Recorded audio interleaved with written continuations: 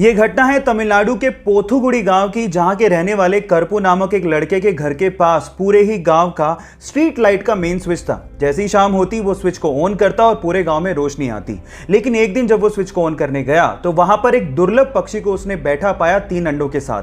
उसने उसका फोटो लिया और गांव के व्हाट्सएप ग्रुप में शेयर करते हुए लिखा कि जब तक इन अंडों से बच्चे बाहर नहीं निकलते इस मेन स्विच को कोई भी हाथ ना लगाए।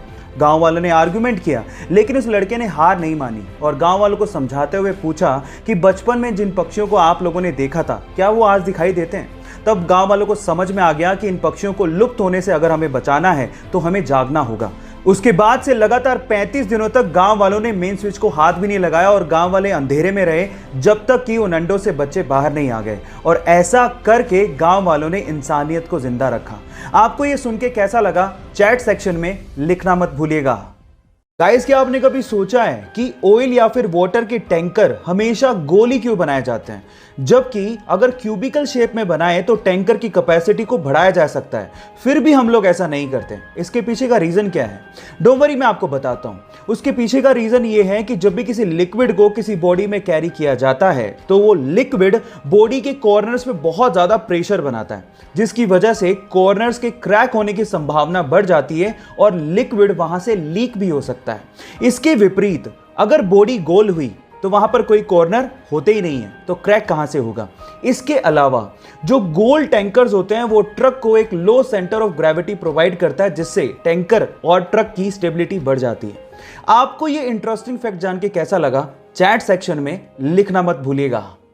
गाइस, क्या आपको पता है कि इस दुनिया का सबसे हल्का सॉलिड मटेरियल कौन सा है? डोंट वरी, मैं आपको बताता हूं। वो है एरोजेल, जो कि 99.8% एयर से बना होता है।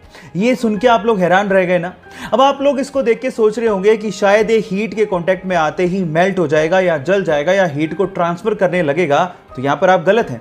एक्चुअली एरोजेल एक बहुत ही अच्छा हीट इंसुलेटर है। अभी बहुत अच्छा हीट इंसुलेटर है और साथ ही साथ ये हल्का होता है। इसी वजह से नासा इसे अपने स्पेस प्रोजेक्ट्स में मशीनरी को इंसुलेट करने के लिए इस्तेमाल भी करता है। लेकिन इसकी प्रोडक्शन कॉस्ट बहुत ज़्यादा होती है। वो है 60 लाख रुपए पर केजी, जो कि सोने की कीमत से भी ज़्यादा है। ये इंटरेस्टिंग फैक्ट जान के आपको कैसा लगा? चैट सेक्शन में लिखना मत भूलिएगा। यूके का एक सिटीजन केन विल्मन ऐसे ही एक दिन बीच में घूम रहा था। अचानक से उसकी नजर एक पीले बदबूदार पत्थर पे पड़ती है। वो उस पीले बदबूदार पत्थर को घर लेके आता है और उसकी जांच करता है। जांचने पर पता लगता है कि ये पीला बदबूदार पत्थर और कुछ नहीं बल्कि व्हेल की एक उल्टी है।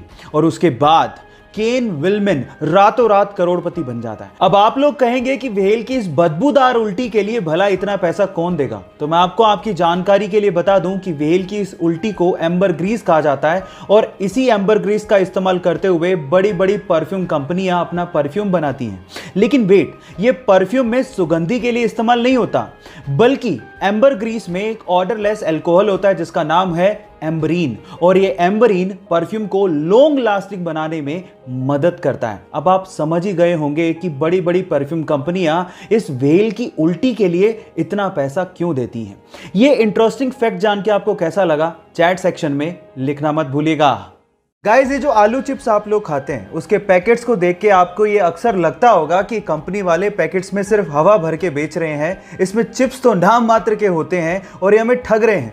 लेकिन जिस हवा के बारे में आप लोग कंप्लेन करते हैं ना, वो नॉर्मल हवा नहीं होती, उसमें नाइट्रोजन भरी जाती है।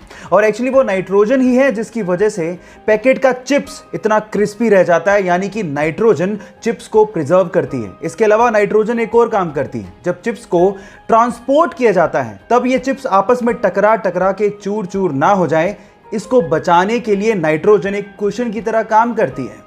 अब आप जान गए होंगे कि इस हवा के पीछे का राज क्या है। ये चिप्स के पैकेट्स की अंदर की हवा का फैक्ट जान के आपको कैसा लगा? चैट सेक्शन में लिखना मत भूलिएगा।